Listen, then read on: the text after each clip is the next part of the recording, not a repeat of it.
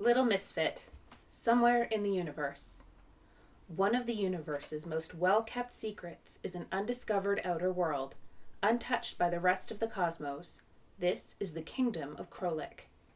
Veiled behind high skies, behind a misty layer of silver clouds, an enchanting realm thrives.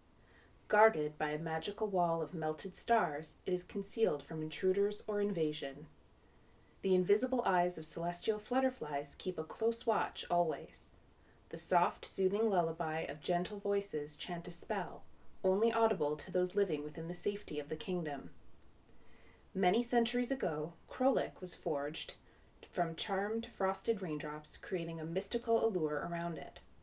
It is the most joyful of places. Nothing like it exists elsewhere. With its wonderful underground mazes and bright, colorful caves, the kingdom of Krolik is full of cheeky mischief. The sun smiles down every day, and glittery stars illuminate the night. Sparkling rivers snake through beautiful, lush greenery. They taste like freshly squeezed rainbow liquid. The sweet scent of molten sunshine dallies in the air. Never short of adventure, stars play hide and seek as the rivers conceal secret gems for any seeker to find. Magic breeds in every corner, where something new is discovered every day. Happiness is born and protected here. Together, the Overlords share the gift of joy to every corner of the universe. This is their duty. Proud to serve the kingdom, they work hard to spread happiness. Indeed, the kingdom is a wondrous place, but this story is not about the kingdom of Krolik or even the Overlords. It is about one very special but surprising creature. A regular day at the kingdom of Krolik. Each year, as the pages of the calendar turn, everyone anticipates the arrival of one important day. The new year brings with it its own unique adventures. The year of Mura being the most unpredictable, it can either last 6 months or 6 years. However, the beginning of each year is extraordinary, for it brings with it the kingdom's most important celebration, the Birthing Way ceremony. It is a ritual for birth meant to honor the power of life being born, in which the tree of life bravely stands at the brink of death to bring others into this world. The Birthing Way is making of a sacred bond between the two that can never be broken. On this day, once every year, 100 new overlords are born. These are the Wu, who one day will become Krolik's newest protectors. It may seem odd that the captain of Krolik is the most scatterbrained overlord, Mr. Pukazizi, but he is in fact the kingdom's oldest protector to ever exist.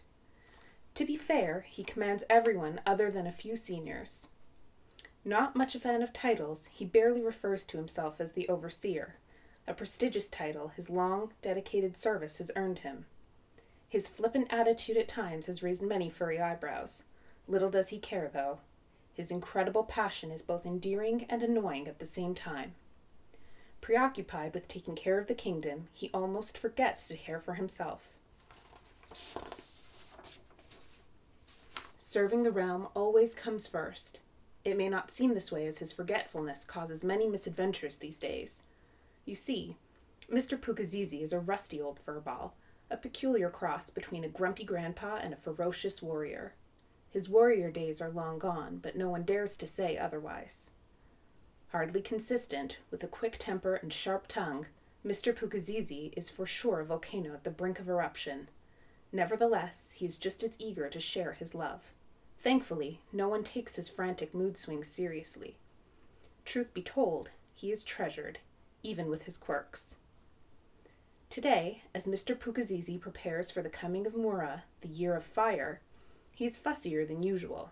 He really dislikes the Mura. Infuriated with the way everything is falling apart, Mr. Pukazizi frets about rambling.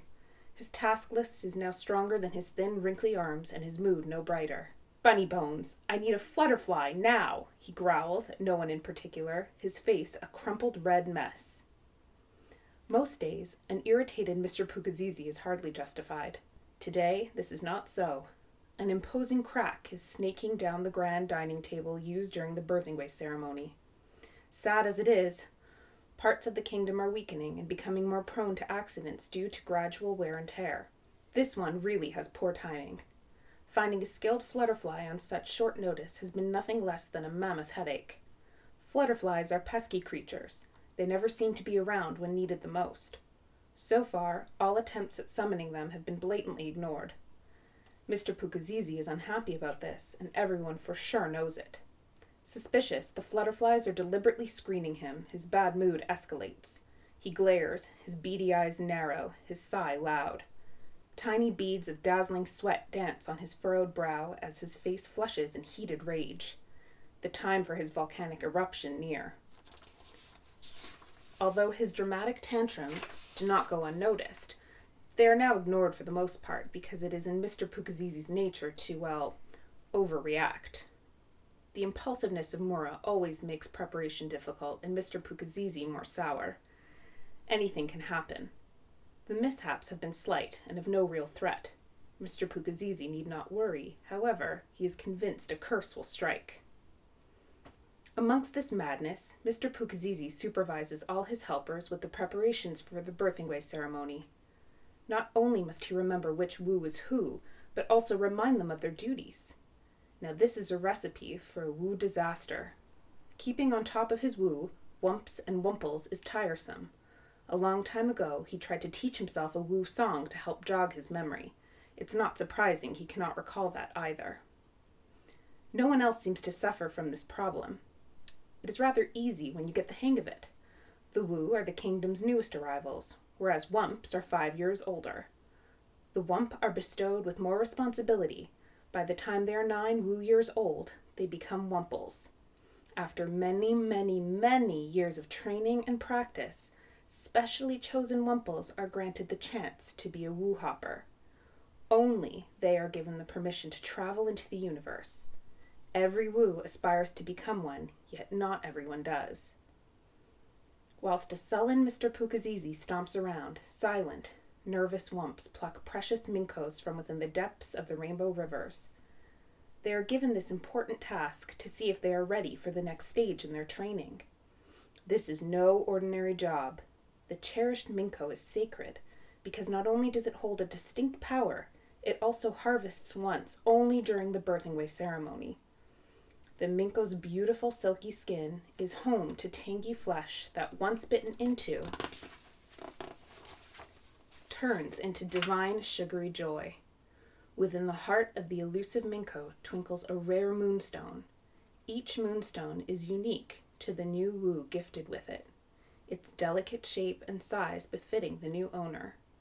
When the time comes, the moonstone will be imprinted with their distinctive DNA. Elsewhere, the other members of Krolik bury their heads in decorations, wishing the birthing way was over. All know that with the ceremony over, Mr. Pukazizi will at least be less irritable. Well, they are forever hopeful. "You little wuggle, yes you! You over there, sleeping on the job again!" Mr. Pukazizi's harsh hiss stings the young Wump, his eyes welling. "Wu, no! No! No! Carry those minkos! Wani! You're dragging these prized gems?"